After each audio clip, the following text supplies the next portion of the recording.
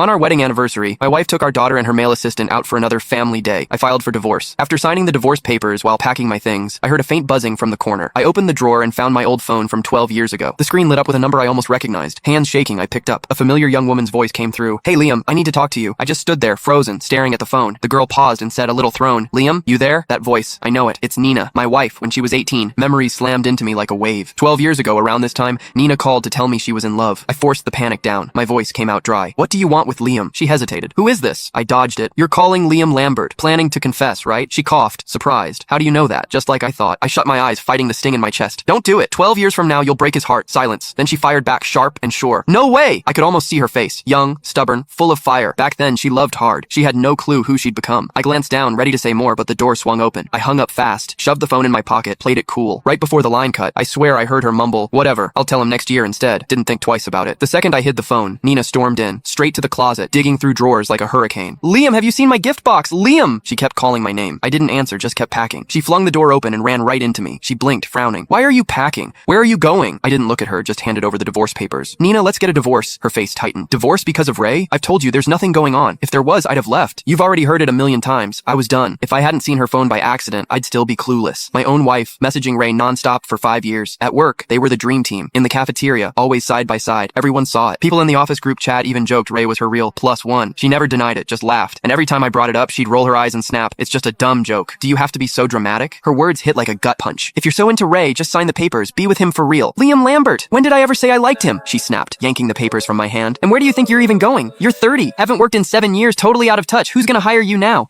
How are you gonna survive?" Cold, brutal. 7 years ago, Nina and I were both prepping for interviews at one of the top companies in Avondale. The day before, I got into a car crash while out grabbing fruit for her. Shattered my leg. 3 months in bed. She went solo. Nailed it. When the offer came, she hugged me tight, whispering, "Liam, you got hurt because of me. My job's just starting and Sasha's still little. Stay home with her. I'll take care of us." Thinking about it made my chest twist. I wanted to snap back, say something, anything, but the words just died in my throat. Nina ripped the divorce papers to shreds. That's when her anger finally cooled. "I'm gonna pretend you didn't say any of this. Don't bring it up again." She turned to leave, then stopped at the door. "Oh, where's the gift box?" I kept my eyes down. "Bottom shelf of the closet." "Got it." She grabbed the sleek box, then hesitated at the doorway. "Wait for me at home. I'll be back soon to celebrate our anniversary." A bitter smile pulled at my lips. So she had remembered our anniversary. I'd seen that box yesterday. Inside was a custom suit from a high-end brand. I'd wanted one for years, but never pulled the trigger. At first, I thought it was for me. My heart actually jumped. Then I took it out. Wrong size. Found the card tucked inside. For Ray. Yes, I'd been fooling myself the whole time. That moment, more than anything, made me sure I wanted the divorce. Maybe it was that weird call earlier, but I pulled out my phone and scrolled through the old call log. Nina's confession from way back then. I saw it. The date had changed. It wasn't 12 years ago anymore. It was 11. And I remembered what she'd said right before I hung up. "Whatever. I'll tell him next year instead." My stomach dropped. Could 18-year-old Nina actually mess with the future?